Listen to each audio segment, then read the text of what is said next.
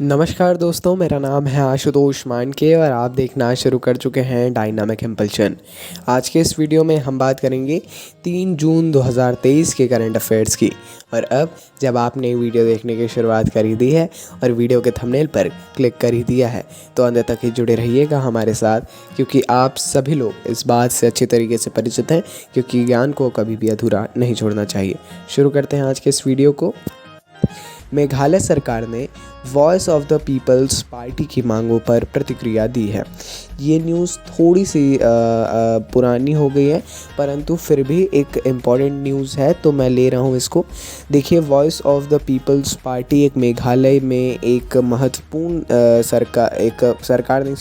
एक पार्टी है, political party है। इनकी मांगों पर अब राज्य की आरक्षण नीति की समीक्षा में एक विशेषज्ञ समिति के गठन की घोषणा की गई है। यह कदम वीपीपी विधायक अर्देंट बसाइवा मोइत के नेतृत्व में अनिश्चितकालीन भूख हड़ताल के मद्देनज़र उठाया गया, जिन्होंने अब सरकार के फैसले के बाद विरोध बंद कर दिया है। बहुत ही इम्पोर्टेंट टॉपिक है, इसके बारे में ज़्यादा जानकारी अवश्य लीजिएगा। आगे बढ़ते हैं। अमरेंदु प्रकाश ने 31 मई, ये भी थोड़ी सी पुरानी न्यूज़ है लेकिन हाँ मैं ले रहा हूँ। क्या है, थोड़ा सा समय हो जाता है तो लेना तो हमको रहता ही है, परंतु उस समय भी बहुत सारी न्यूज़ होने के कारण या कुछ ऐसे कारण होने की वजह से हम नहीं ले पाते हैं। बट आज नहीं तो कल हम उसको लेते ही हैं, इसीलिए रेगुलर बेसिस पे किसी एक से ही करंट अफेयर्स देखा करिए।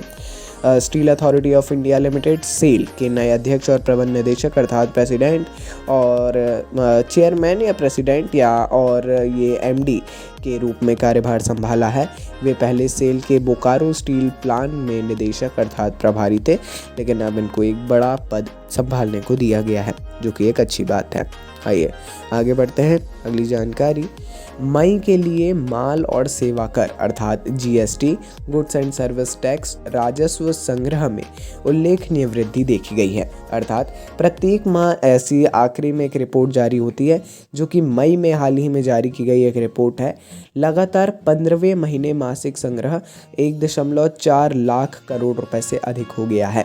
मतलब ये एक बहुत ही ज़्यादा अच्छी बात है। आगे भी आपको कुछ ऐसी न्यूज़ देखने को मिलेगी अप्रैल में, लेकिन 1.87 लाख करोड़ रुपए के रिकॉर्ड तोड़ संग्रह से मामूली गिरावट के बावजूद वित्त मंत्रालय ने घोषणा की है कि मई के लिए जीएसटी राजस्व जो है 1.57 लाख करोड़ रुपए रहा है।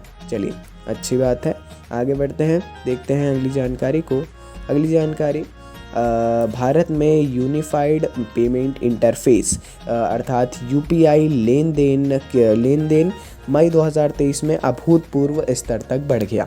अब यह यूपीआई की बात है, जीएसटी अभूतपूर्व वृद्धि थी, अब इसमें भी लेन देन बढ़ा है मई में, जिसमें कुल लेन देन मूल्य 14.3 ट्रिलियन रुपए और 9.41 बिलियन की मात्रा थी। ये वाकई में एक अभूतपूर्व वृद्धि है।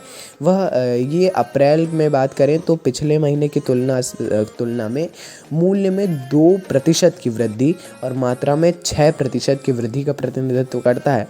ये मतलब बहुत ज़्यादा अभूतपूर्व ही इसको बोला जाए, उससे भी ज़्यादा ये वृद्धि मानी जा रही है।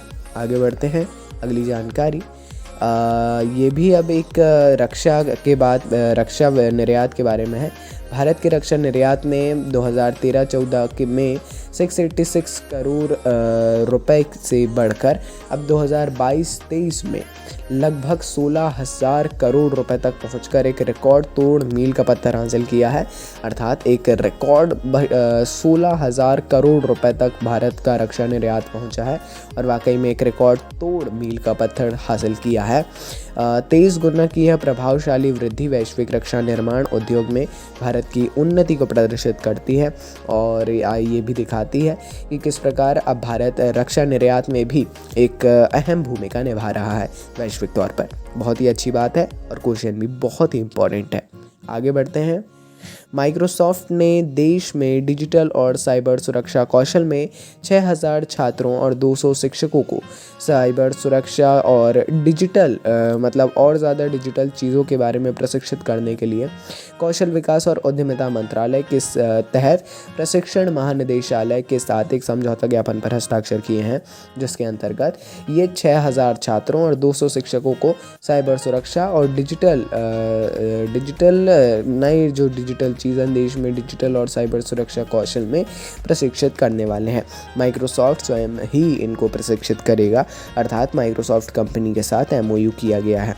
अच्छी बात है और ये क्वेश्चन इम्पॉर्टेंट भी है। वर्तमान में साइबर सुरक्षा हॉट टॉपिक बना हुआ है, इसलिए इसके बारे में भी अवश्य पढ़िएगा। आगे बढ़ते हैं। ये शायद अंतिम जानकारी है और ये दिवस के बारे में जैसे कि हम जानकारी देते हैं हर दिन आपको, यदि कोई इम्पोर्टेंट दिन होता है तो हर साल 3 जून को दुनिया भर में विश्व साइकिल दिवस वर्ल्ड बाइसिकल डे मनाया जाता है। इसका उद्देश्य आप सभी लोग समझते ही होंगे, साइकिल के महत्व को समझाते हुए स्वास्थ्य और पर्यावरण को होने वाले फ़ायदों को लेकर ये जागरूकता करना है। इस दिवस को मनाने का उद्देश्य अलग अलग ज़िलों में अलग अलग कार्यक्रम किए जा रहे हैं। आपके ज़िले में भी साइकिलोथॉन, बाईसाइकिलोथॉन ऐसा निकाला जा रहा होगा। साइकिल चलाने से बेहतर कई फ़ायदे होते हैं, आप सभी लोग इससे अच्छी तरीके से परिचित हैं। और ये आज के इस वीडियो की अंतिम जानकारी भी थी। जैसा कि हमने बताया, आपको कुछ भी कन्फ्यूज़न हो किसी भी टॉपिक से रिलेटेड, हम सदैव उपलब्ध हैं। हमारी पूरी टीम लगातार प्रयासरत है आपके कमेंट का जवाब देने में। बाकी अपन मिलते हैं अगले वीडियो में इन्हीं प्रकार की जानकारियों के साथ। कोई भी कन्फ्यूज़न हो अवश्य पूछिए। नमस्कार। Dynamic impulsion.